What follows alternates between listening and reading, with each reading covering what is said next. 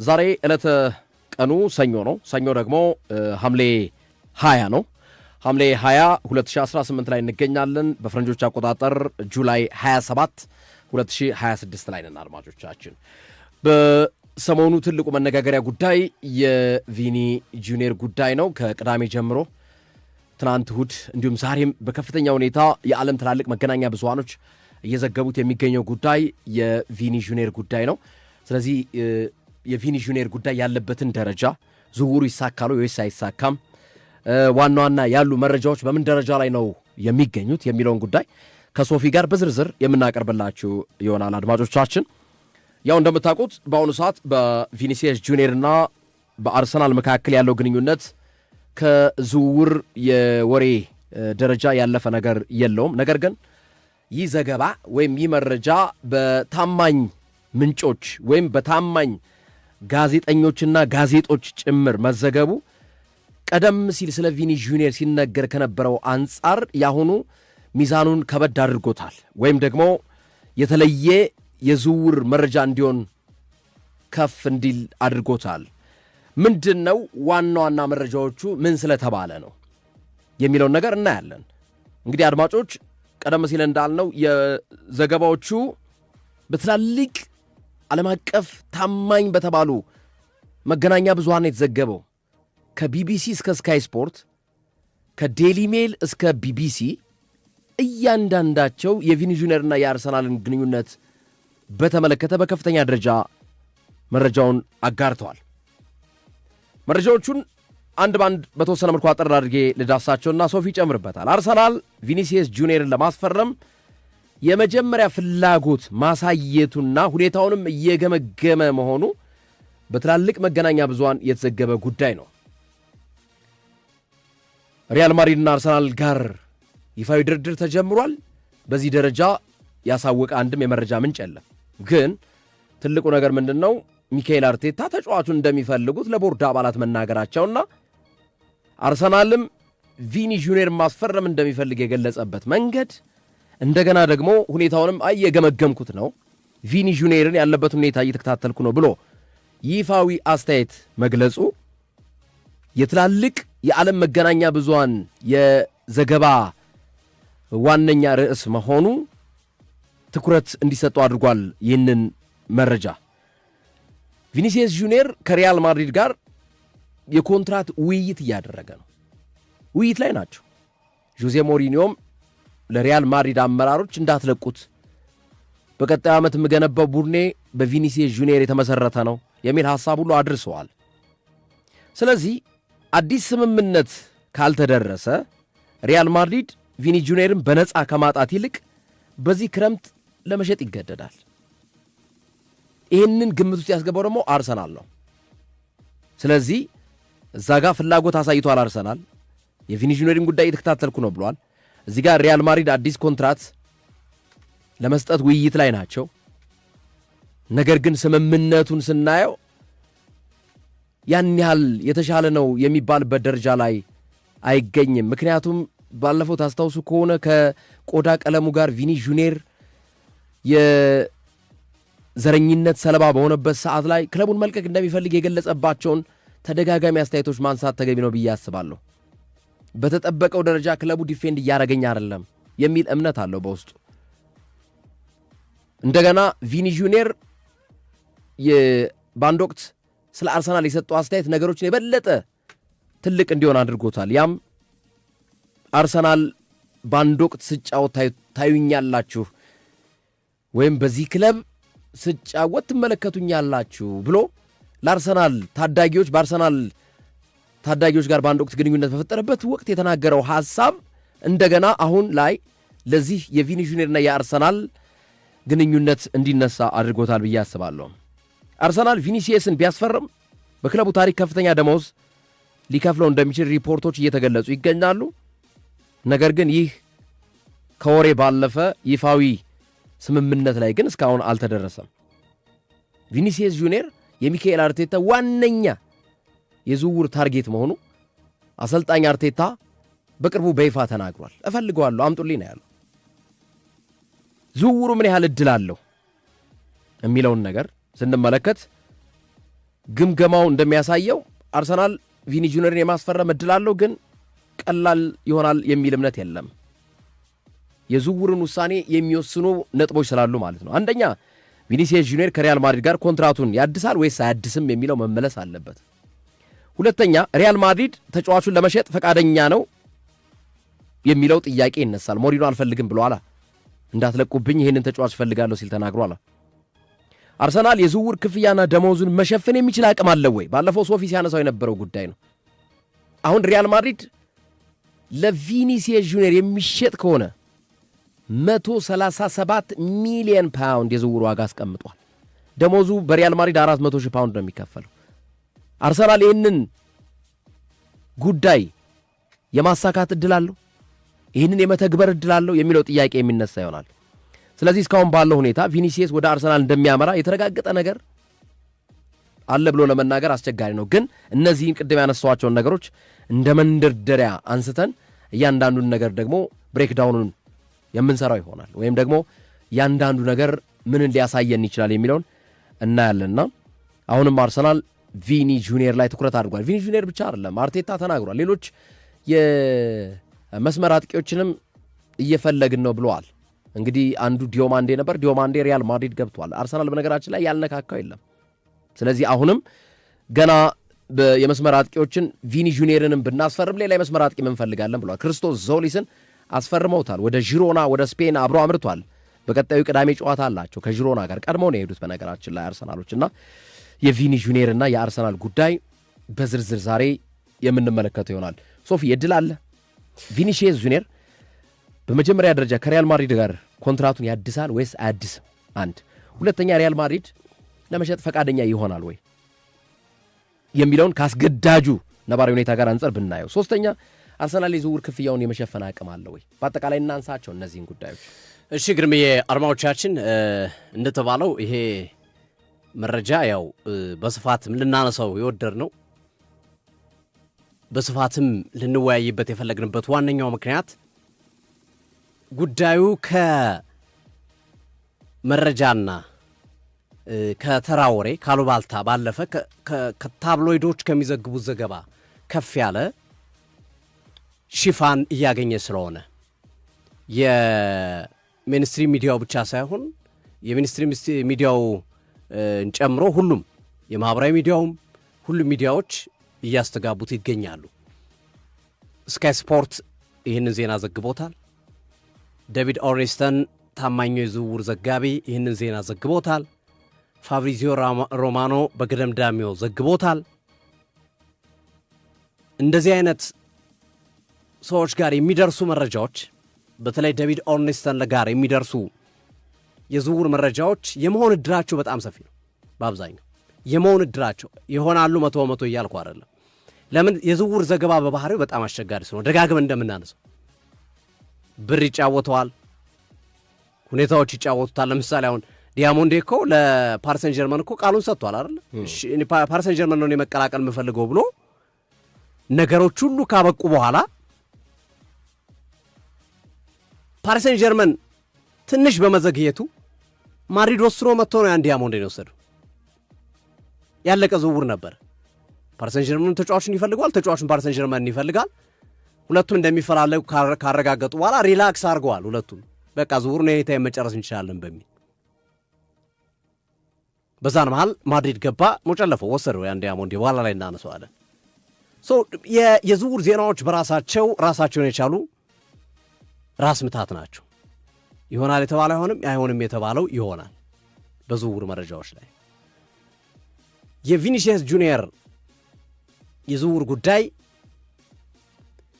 ከዚህ በፊት ግርምዬ በሰራውት ወይም ከተወሰኑ ሳምንታት በፊት 3 ሳምንት 2 ሳምንት ይመስለኛል የነበረው ሁኔታና አሁን ያለው ሁኔታ የተለያየ ነው። ስለዚህ እኔም በተወሰነ መንገድ ሐሳቤን ቀይሬያለሁ። ግርምዬ ቪኒሲየስ ጁኒየር ወደ አርሰናል አይመጣም፣ የመምጣት እድሉ ጠባብ ነው የሚል ሐሳቦች ሰንዝሬ ነበር። አሁን ባለው ሁኔታ ደግሞ ይቀየርልኝ፣ የመምጣት እድሉ ሰፊ ነው ወደ አርሰናል ቪኒሲየስ ጁኒየር። ምክንያቱም እንደ ክፍተት ወይም እንደ ላይሆን የሚችልበት ነገር እንደ ኦብስታክል እንደ እንቅፋት የሚታዩ ነገሮች አይናችን እያየ በየጀንበሩ በየቀኑ እየተፈቱ ነው ያሉት። አንዱ ማድሪድ አይለቀውም። የመጀመሪያው ትልቁ ጥያቄ ማድሪድ አይለቀውም ስትል ማድሪድ ያን ዲያሞንዴን አመጣ። 100 ሚሊዮን ፓውንድ ተቀያሪ ወንበር ላይ ለማስቀመጥ ተጫዋች አያመጣም ማድሪድ። ምን ሊያደርግለት? ስለዚህ ፍንጭ ሰጠ ቪኒሲየስን ሊለቅ። እኔንም እያሳመነኝ የመጣው አንዱ ሪሊዝን እነዚህ አይነት ነገሮች ናቸው። ገብቷል ግርሜ? ኤግዛክትሊ። ማድሪድን የሚያክል ክለብ ለኪሳራ አምጥቶ ለማስቀመጥ ቢያንስ እንኳን ለወደፊት ካሰበ በውሰት ተጫዋቹን መልሶ መስጠት ይችላል።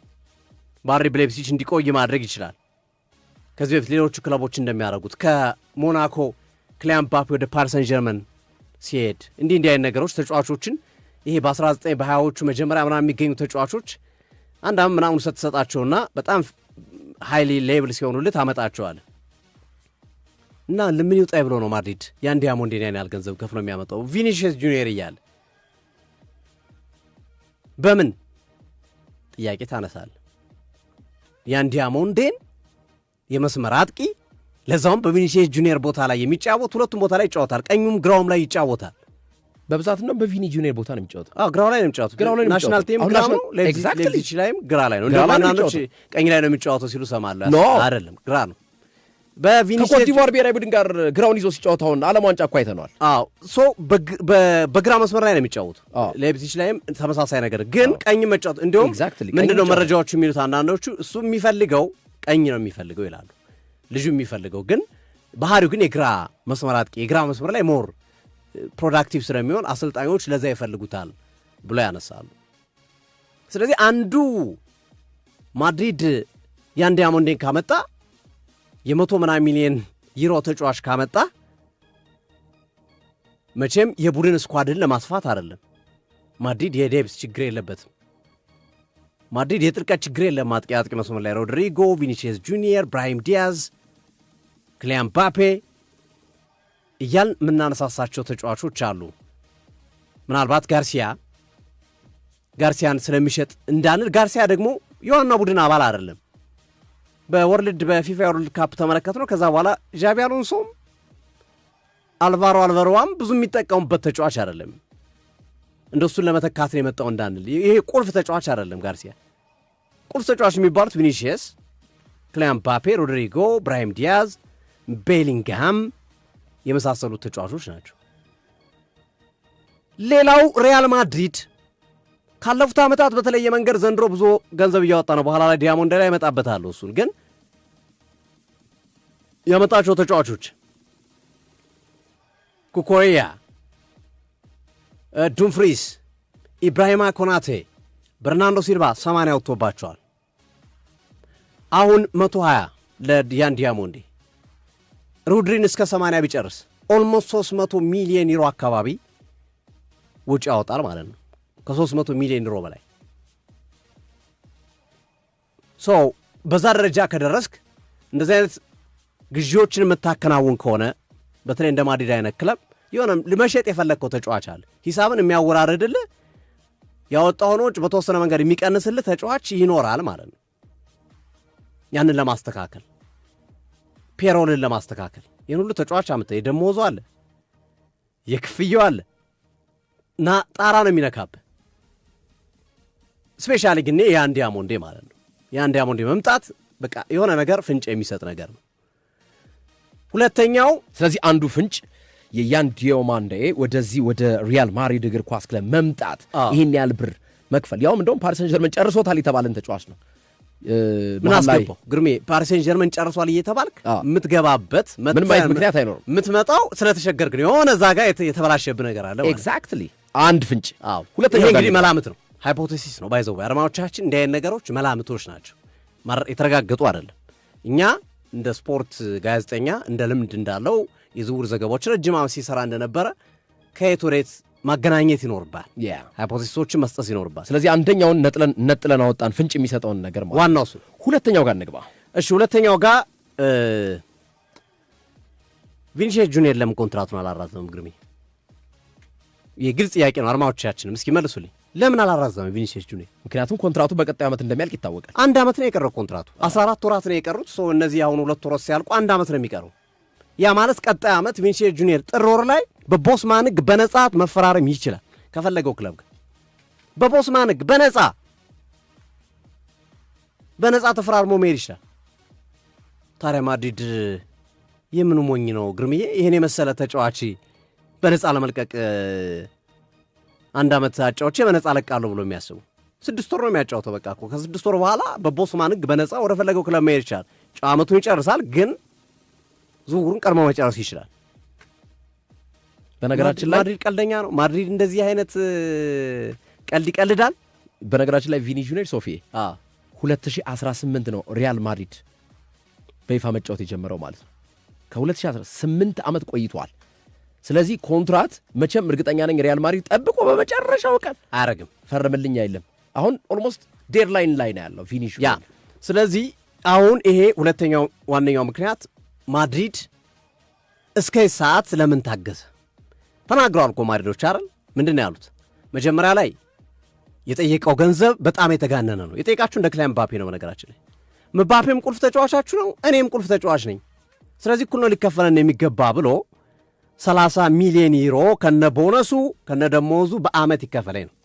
በአመት ግርምዬ፣ በአመት የጠየቀው ተጫዋቹ ሲከፈለው የነበረው እስከ ቅርብ ጊዜ ድረስ 10 ሚሊዮን ዩሮ ነበረ በአመት።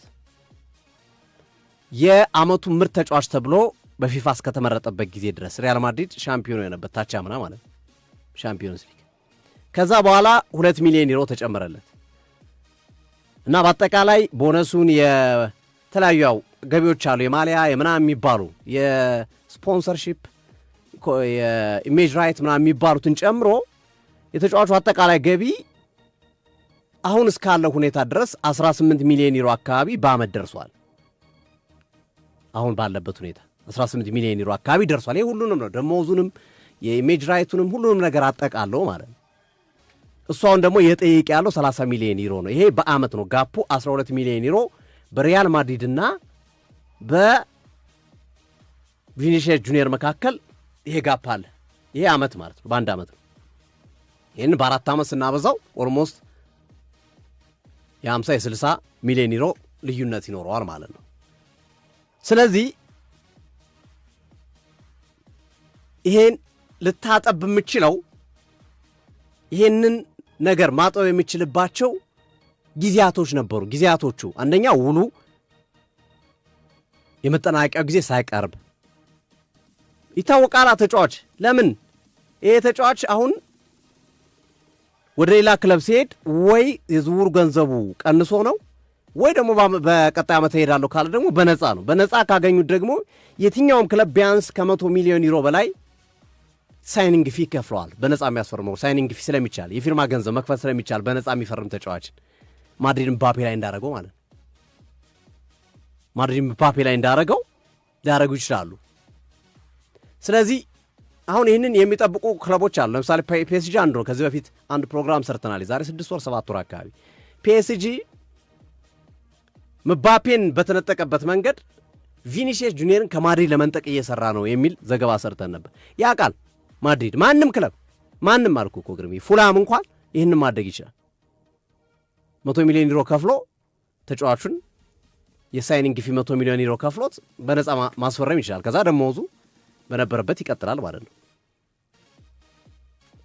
ስለዚህ አሁን ይሄን ያህል ጊዜ ለምን ተወሰደ በዚህ ተጫዋች ዝውውር ላይ? ማድሪድ አናውቀውም። ማድሪድን ቁልፍ ተጫዋቹ እንደዚህ ነው የሚንከባከበው አይደለም።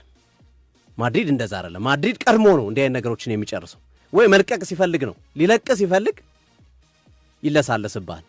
ውጣም ላለ ማለት እንደው ቆይም ላለ ማለት በቃ ዝም ብሎ ቻንሱን ይሰጣል። ይሄ ያመቻምቻል፣ መንገዱን ይከፍትላል።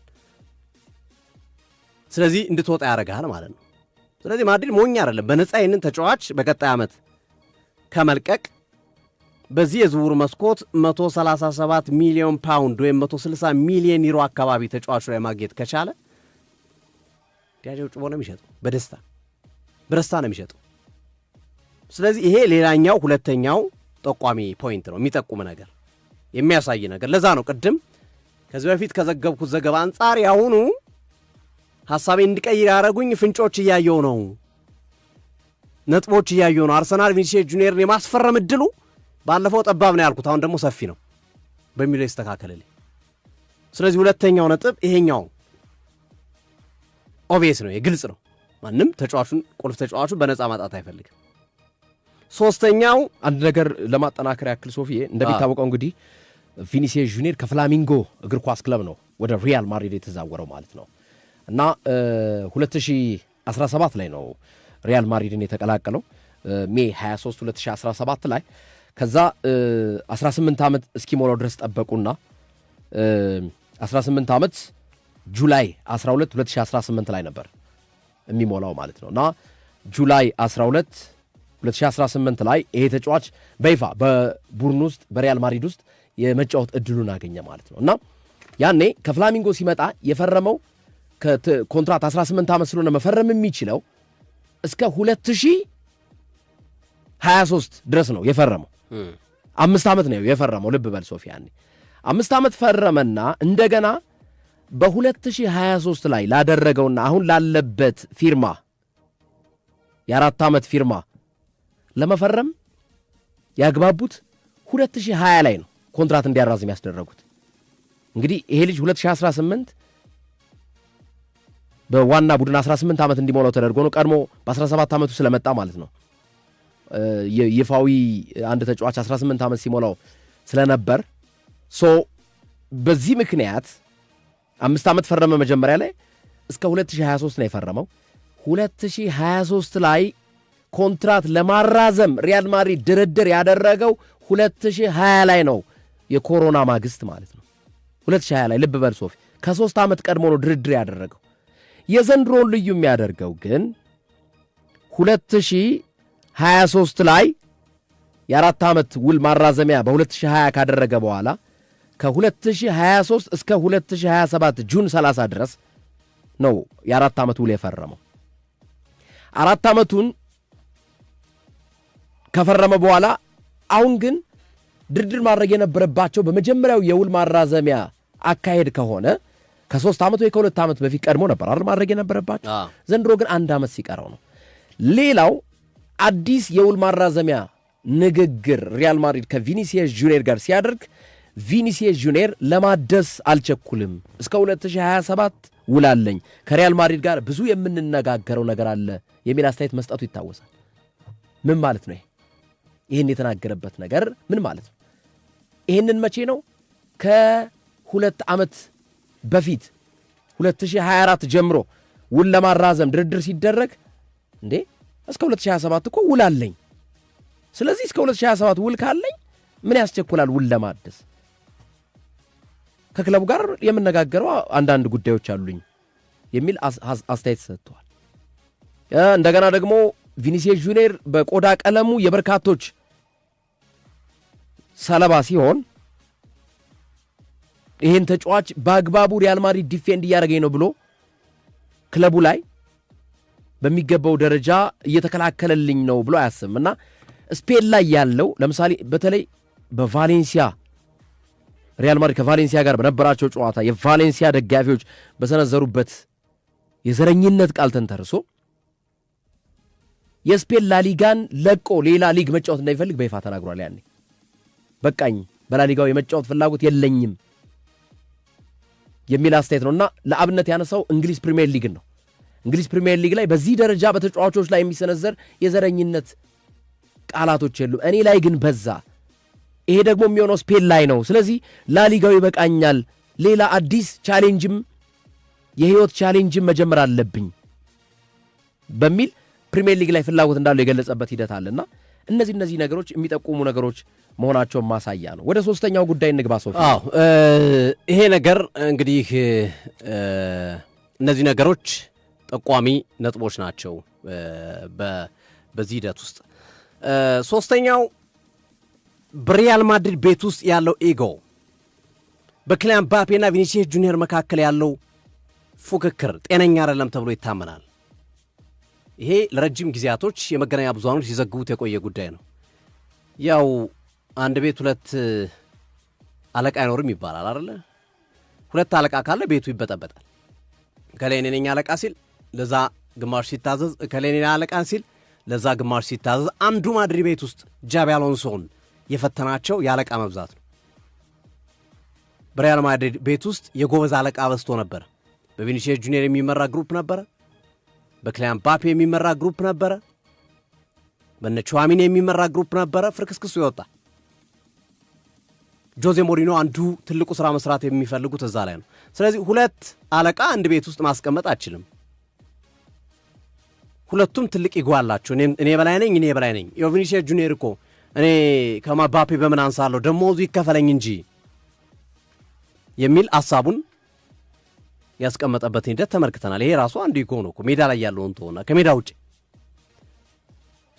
ጆዜ ተናግሯል። ቪኒሲየስን እፈልጋለሁ ይቆይልኝ ቁልፍ ተጫዋቼ ነው ምናምን ብሏል ይባላል። ግን ያው አሰልጣኝ ስትሆን መቼም ሂድልኝ አልፈልገውም ቡድኔን እያበላሸብኝ ነው አትልም። በውስጥ ነው ስራውን የምጨርሰው።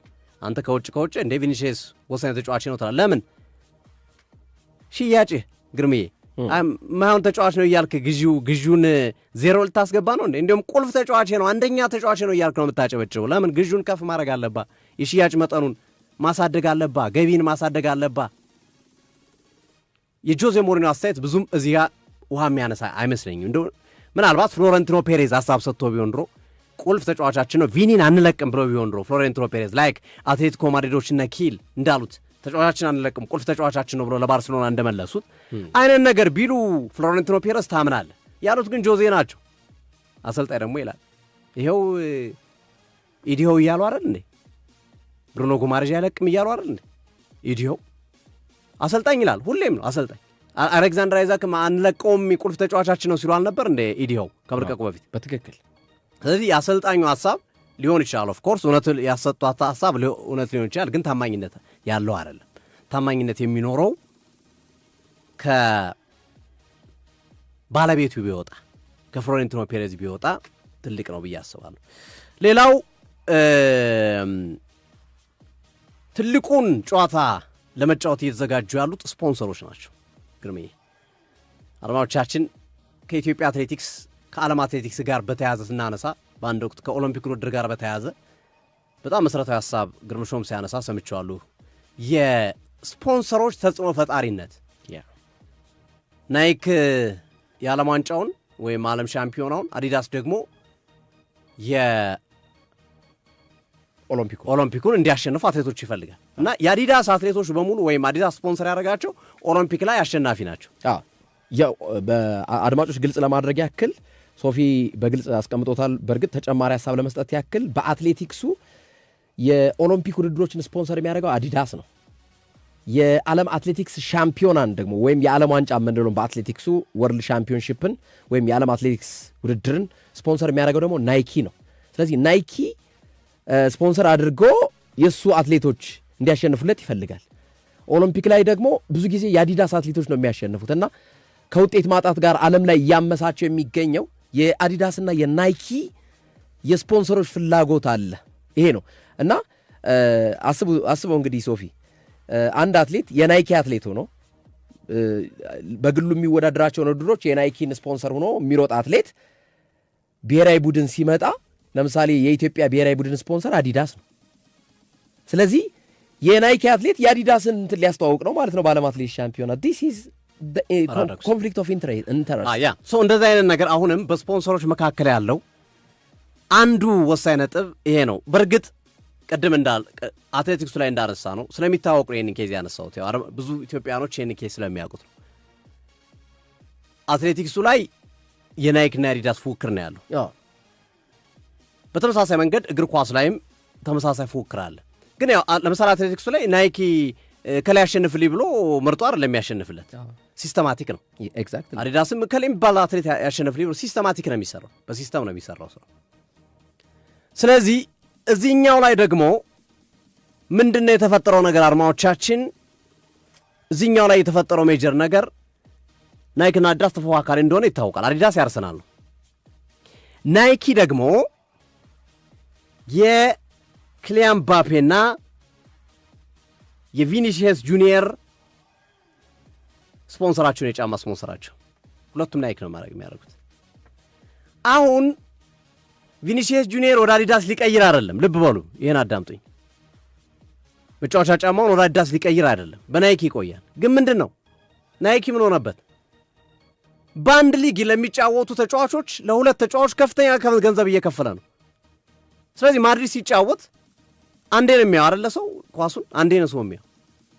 ለቪኒሲየስ ጁኒየር ብለህ ሁለተኛ ጨዋታውን አታየውም። ለክሊያን ምባፔ ብለህ ሁለተኛ ጨዋታውን አታየውም። አንዴ ነው ጨዋታውን የምታየው። ሁለት ተጫዋቾችን ከፍተኛ ገንዘብ እየከፈሉ ከአንድ ክለብ ከሚጫወቱ አንደኛው ተጫዋች ወጥቶልኝ ይጫወትልኝ፣ ፕሪሚየር ሊጉ ላይ ይምጣና ያስተዋውቅልኝ ብራንዴን የሚል ሳቤ ናይኪ ውስጥ እንዳለ አንዱ ገፊ ከስር እየገፋ ያለው የቪኒሲየስ ጁኒየርን ወደ እንግሊዝ ፕሪሚየር ሊግ እንዲመጣ ከጀርባ ጨዋታውን እየተጫወተ ያለው ናይኪ ነው የሚሉ መረጃዎችም ተያይዞ እየወጡ ይገኛሉ። አድማጮቻችን እቺንም ያዟት። ናይኪ የስፖንሰሮች ጉዳይ በጣም እኛ ስለማይገባም ብዙ ጊዜ የስፖንሰሮች ጨዋታ አንረዳውም እንጂ በጣም ወሳኝ ናቸው። አትሌቲክስ ከጀርባ ነው የሚገፋ። ምንድነው የሚል ውል ላይ ቀጣይ ሳራዝምልህ 50 ሚሊዮን ከሆነ የሚከፈለው በ5 ዓመት 100 ሚሊዮን እንዳደረግልህ ከፈለክ ከሌ ክለብ ግባ ይላል። ለምን እንድታስተዋውቅልኝ? ያ ክለብ ስለሚታይ፣ ያ ክለብ ተወዳጅነት ስላለ ወይም ያ ሊግ ስለሚታይ የሚል መደራደሪያ መጣበህ። አትሌቲክስ ላይ ሶፊ ልንገር፣ አሁን በጣም አድማጮቹም ግልጽ እንዲሆንላችሁ ነው። እዚህ ጋር ይሄ ራይት የናይኪ ምልክት ያለው አትሌት ወይም የናይኪ አትሌቶች አሉ። ኢትዮጵያውያን ላይ ያጋጠመውን ታሪክ ነው የምነግራቸው አድማጮች። ናይኪ ተፈራርሟል። በግሉ በሚያደርጋቸው ውድድሮች ይሰጧል፣ ትጥቁን ይሰጧል። ለሚያስተዋውቅበት ናይኪ ኃይለኛ ብር ይከፍለዋል ለአትሌቱ ማለት ነው። ኢትዮጵያውያን እንምጣ። ኢትዮጵያ ውስጥ የናይኪ አትሌቶች አሉ። በነገራችን ላይ ብዙ ጊዜ ብዙ ኢትዮጵያውያን አትሌቶች ከናይኪ ጋር ነው የሚሰሩት። ለዛ ነው በዓለም አትሌት ሻምፒዮና የወርቅ ሜዳሊያ በብዛት ያገኛሉ። ኦሎምፒክ ላይ ሲመጡ ግን ድራሻቸው ይጠፋል ማለት ነው። በአንጻሩ ኬንያ ስንሄድ ኬንያ አብዛኞቹ አትሌቶች አዲዳስ ናቸው። የኬንያ አትሌቶች ብዙ ጊዜ ዓለም አትሌት ሻምፒዮና ላይ ውጤት ያጣሉ ወይም ወርቅ አያገኙም። እንደገና ኦሎምፒክ ላይ ሲመጡ ደግሞ ኬንያ ዶሚኔት ያደርጋሉ። ተመልከት፣ አንድ ምሳሌ ላንሳ። አንድ የናይኪ አትሌት ወይም የናይኪን የሚያስተዋውቅ አትሌት በግሉ በሚያደርጋቸው ውድድሮች ናይኪን እየለበሰ ነው የሚሮጠው። የኢትዮጵያ ብሔራዊ ቡድን ጥሪ ሲያደርግለት፣ ለኦሎምፒክ ውድድር ጥሪ ሲያደርግለት አዲዳስን አድርጎ ነው የሚሮጠው።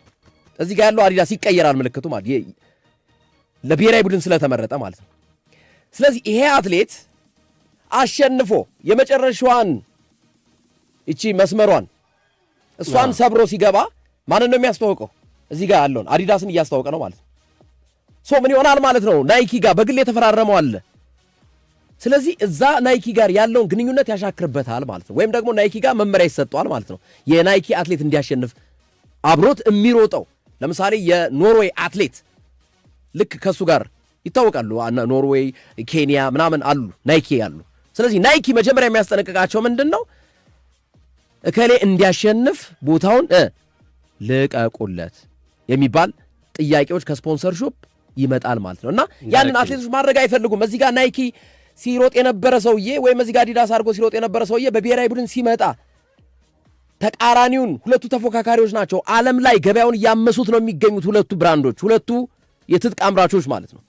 ስለዚህ ያኔ ጥሰህ ስትገባ ያ ብዙ ብር የሰጠህን በግልህ ላይ የሰጠህን ተቋም ትተህ ይሄኛውን በብሔራዊ ቡድን ደረጃ ብዙም ብር ያልሰጠህን ተቋም ልታስተዋውቅ ነው ማለት ነው። አንደኛ ስትወጣ ካሜራዎች ሁሉ አንተ ጋር ነው የሚያርፉት፣ ደረት ላይ ነው የሚያርፉት። ሰዎች ያንን ያዩታል ብለው ያስባሉ ካምፓኒዎች። አድማጮች ይሄ ቀላል ነገር እንዳይመስላችሁ እዩት ከፈለጋችሁ። ኢትዮጵያ በኦሎምፒክ ውጤቷ አንዱ የሚቀንስበት ዋነኛው ምክንያት የኦሎምፒክ ውድድሮች ላይ የሚሳተፉ ናይኪን የሚያስተዋውቁ አትሌቶች ኢትዮጵያ ውስጥ ሲመጡ ወደ ብሔራዊ ቡድን አዲዳስን ስለሚለብሱ ነው። ያ በጣም ፋክተር አለው። ይሄን ስንላችሁ ብዙ ውስብስብ የሆኑ ነገሮች አሉት፣ ኮምፕሊኬትድ። አትሌቶች በደንብ ያውቁታል። አትሌቶችን ጠጋ ብላችሁ ጠይቋቸው። ይሄ ነው አንዱ ሳቦታጅ ማለት ነው፣ አንዱ አሻጥር ማለት ነው። ለማንኛውም ወደ ጀመርነው ጉዳይ እንግባ። የመጨረሻው ከቪኒሲየስ ጁኒየር ጋር በተያዘ ሌላው ትልቁ ጉዳይ ገንዘቡ ነው። ቪኒሲየስ ጁኒየር ለዝውውሩ 137 ሚሊዮን ፓውንድ እንደሚከፈልበት ይጠበቃል። 137 ሚሊዮን ፓውንድ በዩሮ ወደ 160 ሚሊዮን ዩሮ አካባቢ ነው። ይሄ ማለት የእንግሊዝ ውዱ ተጫዋች ማን ነው? አሌክዛንደር አይዛክ። ስንት ነው የተከፈለበት? 150 ሚሊዮን ዩሮ። ስለዚህ የእንግሊዝ የምንጊዜም ውዱ ተጫዋቹ ነው ወደ አርሰናል የሚመጣው። 1 ዓመት ኮንትራት ለቀረው ተጫዋች 160 ሚሊዮን ዩሮ ማድሪድ ካገኘ በጣም ስኬታማ ቢዝነስ ነው የሚሆንለት። ለአርሰናልም በተቃራኒው ስኬታማ ዝውውር ነው የሚሆነው። ሚኬል አርቴታ ከሚናገሩት ነገር መካከል አንዱ አርሰናል ሻምፒዮንስ ሊግ ላለማንሳቱ ባለፈው ውድድር ዓመት ምክንያቱ ብሎ የሚያምኑት ጠንካራ የግራ መስመር ተጫዋች ስለሌለን ነው ብሎ ነው የሚያምኑት። በሳካ ሻምፒዮንስ ሊግ ማሳካት እንደሚቻል እርግጠኛ ናቸው። በማርቲኔልና በትሮሳርድ ግን ሻምፒዮንስ ሊግ ማሳካት ከባድ ነው እና አንዱ የጎደላቸው ከ11 እንጨት አንዱ የጎደለኝ እንጨት ብሎ የሚያምኑት የግራ መስመሩ ነው። እሱን ለመሙላት ደግሞ ቪኒሲየስ ጁኒየር ሁነኛ ተጫዋች ነው ብሎ ያምናሉ ሚኬል አርቴታ። አርሰናል ግርም ተናግረናል አደጋግመን በዚህ የዝውውር መስኮት ትክክለኛ ተጫዋች ካገኘው ለቡድኔ የሚጠቅም ተጫዋች ካገኘው ገንዘቡ ችግር የለብኝም የሚል ሐሳብ ደጋግመን አንስተናል። የማልከፍለው የተጫዋቹ ዋጋ የተጋነነ የተጫዋቹ አቅም ዝቅተኛ ከሆነ ግን አልከፍልም ብሏል። ላይክ እንደ ሞርጋን ሮጀርስ እንደሆነው ማለት ነው አርሰናል ብሎ የሚያስበው አርሰናል እንደዛ ዋጋው ተጋኗሉ ስላሰበ ነው ሞርጋን ሮጀርስን የወጣው የሚል ሐሳቦች አሉ። ስለዚህ የቪኒሲየስ ጁኒየር ፕሮፋይል ግን ባለፉት 5 ተከታታይ ዓመታት ከ30 በላይ የጎል ተሳትፏል። በእያንዳንዱ ዓመት ማለት ነው ግርሜ በየዓመቱ ከ30 በላይ ጎል ላይ ተሳትፏል። በየዓመቱ ማድሪድ ዋንጫ አነሳም አላነሳም በ5 ተከታታይ ዓመታት ጎልና አሲስቶቹ ከ30 በላይ ናቸው ቪኒሲየስ ጁኒየር። ስለዚህ ለዚህ ተጫዋች ገንዘብ ማውጣት አርሰናል ያዋጣል ብሎ ያምናል። ከዛ ሌላው ደሞዙ ነው። አርሰናል 470,000 ዩሮ ሳምንታዊ ደሞዝ ለተጫዋቹ ለመክፈል ተዘጋጅቷል። ይሄ ማለት ተጫዋቹ በማድሪድ ይከፈለኝ ብሎ የጠየቀው ገንዘብ ማለት ነው። በማድሪድ ይከፈለኝ ብሎ የጠየቀውን ገንዘብ አርሰናል ለመክፈል ዝግጁ ነው። ስለዚህ አርሰናል ወደዚህ ዝውውር ከመግባቱ በፊት ወደዚህ ዝውውርም ከማማተሩ በፊት መጀመሪያ የገንዘቡ ሁኔታ ነው ያጣራው። አቅም አለኝ ይህንን ዝውውር ለመፈጸም የሚለውን ሂደት ነው የፈጠረው። ስለዚህ አርሰናል የገንዘብ ችግር የለበትም። ከዚህ በፊት የምንጠራጠረው የምናነሳው ነገር ነበር። አርሰናል ይህን ያህል ለዝውውር ገንዘብ አውጥቶ የዝውውር ገንዘቡ ላይ ከብዶ ይችላል። ለተጫዋች ደሞዝ ነገ ዲክላን ራይስ ኮንትራት ማራዘሚያ ጊዜ ላይ ነው የሚገኘው። 2 ዓመት ምናምን ነው የቀረው ኮንትራቱ ላይ። ነገ ዲክላን ራይስ ደሞዝ የሚጠይቅ ቪኒሲየስ ጁኒየር ታሳቢ አድርጉ። ለእሱ 4.7 እየከፈላችሁ ለእኔ 5 ክፈሉኝ ሊል ይችላል። አለበለዚያ ለቃሉ ሊል ይችላል። ስለዚህ ይሄ በክለቡ ውስጥ ኢንተርናሊ ተዋይቶ ያጸደቁት ነው። ማድረግ እንችላለን። ነገ ራይስ የሚጠይቀን we can afford ብለዋል አርሰናሎች። ማድረግ እንችላለን። አሁን ትልቅ ቡድን ሆነናል።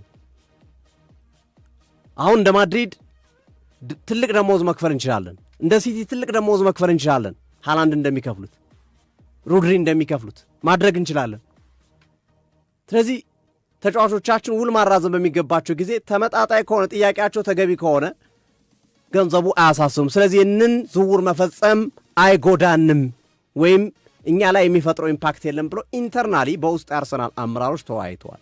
በነገራችን ላይ ይህንን ዝውውር እንዲሆን ያጸደቀው ወይም ይሁን ፍቃዱን ሰጥቻቸዋለሁ ያለው ባለቤቱ ነው። ስታን ኪሮንኬና ጆሽ ኪሮንኬ ፈቅደናል፣ በቃ የወጣ ተጫዋቹ ይምጣ።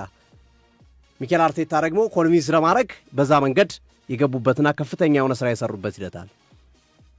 ስለዚህ ከሞላ ጎደል የዝውውሩ ጉዳይ አሁን ከዚህ ቀደም የመሆን እድሉ በጣም ጠባብ ነበር። ይሄ ገርበብ የተዘጋበር አይነት የተዘጋበር ግን ቁልፍ ካገኘ ልትከፍተው የሚችለው አይነት ሁኗል። ያሁኑ የበፊቱ በብረት መዝጊያ የተቀረቀረ ነበር። ቁልፍ ቢኖርም ባይኖርም ምንም አታመጣው ማለት ነው። ያሁኑ ግን ቢያንስ ቁልፏን ካገኘ ከፍተህ ልትገባ የምችልበት እድል አለ። በተቀስናቸው ምክንያት ማድሪድ ኮንትራቱን አለማራዘሙ፣ ማድሪድ ያን ዲያሞንዴን ሲያመጣል፣ ማድሪድ ፍሎሬንቲኖ ፔሬዝ ምንም የተናገሩን ነገር የለም። እነ ዴቪድ ኦርኒስተር እነ ስካይ ስፖርት ወደ አርሰናል ሊሄድ ነው ቪኒሲየስ ጁኒየር እያሏቸው አስበው ፔሬዝ ጸጥ ሲሉ ማለት ነው። ፍሎሬንቲኖ ፔሬዝ ምባፔ እንዲህ ቢባል ዝም ይላሉ? ፍሎሬንቲኖ ፔሬዝ አይሉም። ውሉን አላራዘሙም። ኦቤስ ነው፣ ግልጽ ነው ነገሮች። እንግዲህ በሁኔታዎች አሁን የጆዜ ሞሪኒዮ ጫና ፈጥረው ምናልባት እንዳሉት እውነት ከሆነ በቃላቸው የተናገሩት እና መሰል ነገሮችን ሰርተው ማቆም ካልቻሉ በስተቀር የቪኒሲየስ ጁኒየር ወደ አርሰናል የመሄድ ጉዳይ በደንብ ተስፋው የለመለመ ሆኖ እንመለከተዋለን። ከጠቀስናቸው መረጃዎች አንጻር እነ ናይክ እየሰሩ ካሉ ስራ አንጻር አርሰናል ሁሉን ነገር አዘጋጅቶ ከመጠበቁ አንጻር አርሰናል በዚህ ዝውውር ዝም ማለቱስ በራሱ እንዲህ አይነት አስደንጋጭ ዝውውሮችን ለመፈጸም ስላሰበ ይመስለኛል አርሰናል ዝም ብሎ አድፍጦ የጠበቀው እስካሁን ድረስ ተስፋ ስላለው ይመስለኛል በዚህ ልክ ይሄድ ያለው። አሁን የጁሊያን አልቫሬዝም ጉዳይ ይነሳል። ጁሊያን አልቫሬዝ የሚነሳባቸው ነጥቦች አሉ። ከቪክቶር ኮረሽ ጋር አዳምረው ለመሸጥ 100 ሚሊዮን ራ ቪክቶር ኮረሽ 100 ሚሊዮን ዩሮና ማርቲኔሊ 100 ሚሊዮንና ጋብሪኤል ጄሱስ እያሉ እየመከሩት ነው። ሊመጣ ይችላል ጁሊያን አልቫሬዝ ሊጨምሩት ይችላሉ። ይሄ ቡድን ላይ እኔ ብሩኖ ጉማሬዥን አምጥቶ ቪኒሲየስ ጁኒየርን አምጥቶ ጁሊያን አልቫሬዝን ከጨመረ አርሰናል ሌላ ውድድር ላይ መግባት አለበት ነው ብዬ የማስበው። ፕሪሚየር ሊግም ሻምፒዮንስ ሊግም ሌላ ውድድር ካለ ማለት ነው ከነዚህ ከፍ ያለ እንጂ ለአርሰናል በቃ ነገሮች በሙሉ ያበቁ ነው የሚመስለው። በዚህ ልክ ሁለቱን ዝውውሮች ሶስቱን ዝውውሮች ከፈጸመ ብሩኖ ጉማሬዥ ቪኒሲየስ ጁኒየርና ጁሊያን ያለውን ቡድን አስቡ። ስብስቡ እዛ ስብስብ ላይ እነዚህን ሲጨምራቸው ምን ያህል ኢምፓክት ተጽዕኖ እንደሚፈጥሩ ግልጽ ነው፣ በተለይ የቪኒሲየስ ጁኒየር ዝውውር ከተሳካ። ስለዚህ እንግዲህ በጠቀስኳቸው መንገዶች አሁን ከአነሳናቸው ነገሮች ሁሉ ምናልባት ይሄ ዝውውር ላይሆን የሚችለው ምን ከሆነ ነው ግርምዬ? ምናልባት ፍሎሬንቲኖ ፔሬዝ ዝውውሩን አይቀር ደሞዝን እንከፍላለን የጠየቀውን ገንዘብ እንከፍላለን ካሉ ታዲያ እንደዛ ማለት ካቻሉ ለምን እስካሁን ጠበቁ? ለምንስ መልስ አልሰጡም? ለምንስ ዝም አሉ? በዚህ ልክ አርሰናል ጋር ሲያያዝ በሎጂካል በሆነ መንገድ ምክንያታዊ በሆነ መንገድ ስንረዳው ቪኒሲየስ ጁኒየር ወደ አርሰናል የመሄድ እድሉ አሁን ባለው ሁኔታ ሰፋ ያለ ነው። ነገ ሊቀየር ይችላል አናውቅም። አሁን ባለው ሁኔታ ግን ሰፊ ነው በማስረጃዎች ስናስቀምጣቸው። በዚህ ሳምንት ሁሉም ነገር ይታወቃል። ወይ ዛሬ ወይ ነገ የመጨረሻ ውይይት ለማድረግ ቪኒሲየስ ጁኒየርና ሪያል ማድሪድ ተቀጣጥሯል። ዛሬ ነገ ነው የተባለው፣ ግን እቺን ሳምንት እንጠብቃት። በዚህ ሳምንት ግን ሁሉ ነገር ያበቃል ማለት ነው ግርምዬ። ስለዚህ በዝውውር የሚፈጠረውን ነገር አብረን የምንመለከት ይሆናል።